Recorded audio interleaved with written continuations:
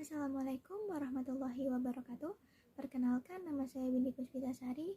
Di sini saya akan sedikit memaparkan materi tentang kredit. Oke, langsung aja. Dapat kita lihat di PowerPoint berikut mengenai kredit, yaitu kredit berasal dari kata credere yang berarti percaya. Nah, maksud dari kata percaya tersebut bahwa kredit mengandung unsur kepercayaan dari bank kepada nasabah untuk dapat menggunakan kredit sebaik mungkin. Lalu, beberapa ahli juga mengemukakan pendapatnya mengenai kredit ini. Yang pertama itu ada dari Hasibuan. Nah, Hasibuan menjelaskan bahwa semua jenis kredit adalah pinjaman yang harus dibayar bersama bunganya oleh peminjam seperti perjanjian yang telah disepakati bersama. Yang kedua itu ada dari Kasmir. Kasmir itu menjelaskan bahwa kredit adalah pembiayaan yang bisa berupa uang maupun tagihan yang nilainya dapat ditukar dengan uang. Nah, yang ketiga itu ada dari Muljono. Menurut Muljono, kredit adalah kemampuan untuk melakukan pembelian atau melaksanakan suatu pinjaman dengan perjanjian untuk melakukan pembayaran dalam waktu yang telah ditentukan.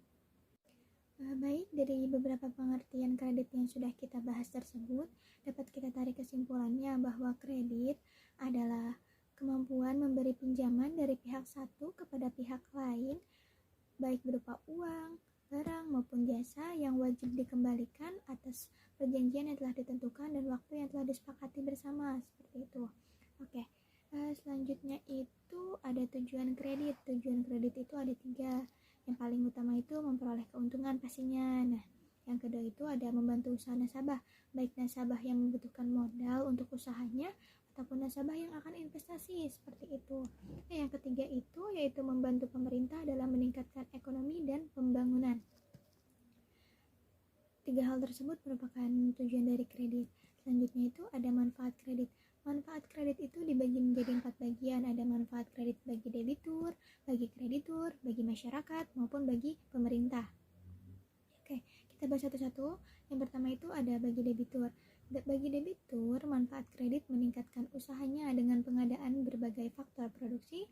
Yang kedua yaitu kredit bank lebih mudah apabila usaha layak dibiayai. Yang ketiga yaitu rahasia keuangan debitur terlindungi. Oke, manfaat kredit bagi kreditur yaitu memperoleh pendapatan dari bunga yang diperoleh dari debitur, mempertahankan dan mengembangkan usaha bank, membantu dalam memasarkan produk atau jasa perbankan lainnya. Nah, manfaat lainnya dari kredit bagi pemerintah yaitu alat untuk menciptakan lapangan usaha, meningkatkan pendapatan negara, dan menciptakan dan memperluas pasar. Nah, dan yang terakhir nih, manfaat kredit bagi masyarakat. Yang pertama itu mendorong pertumbuhan dan perluasan ekonomi. Yang kedua itu mengurangi tingkat pengangguran, dan yang terakhir memberikan rasa aman bagi masyarakat. Seperti itu. Oke, selanjutnya itu ada fungsi kredit. Fungsi kredit itu ada 7. Yang pertama itu kredit dapat meningkatkan daya guna atau utility dari uang. Yang kedua itu kredit dapat meningkatkan daya guna atau utility dari barang.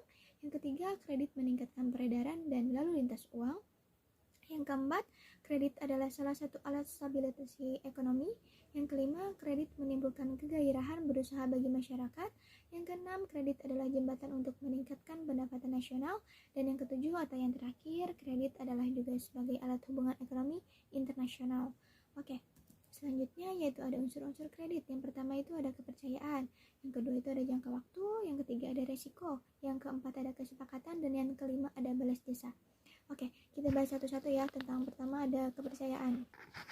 Oke, yang pertama itu ada kepercayaan. Nah, kepercayaan itu suatu keyakinan bagi kreditur bahwa yang diberikan baik berupa uang, jasa ataupun barang akan benar-benar diterimanya kembali di masa yang akan datang sesuai jangka waktu kredit yang telah disepakati bersama. Yang kedua itu ada jangka waktu. Nah, jangka waktu merupakan batas waktu pengembalian angsuran kredit yang sudah disepakati kedua belah pihak. Unsur kredit yang ketiga itu ada resiko.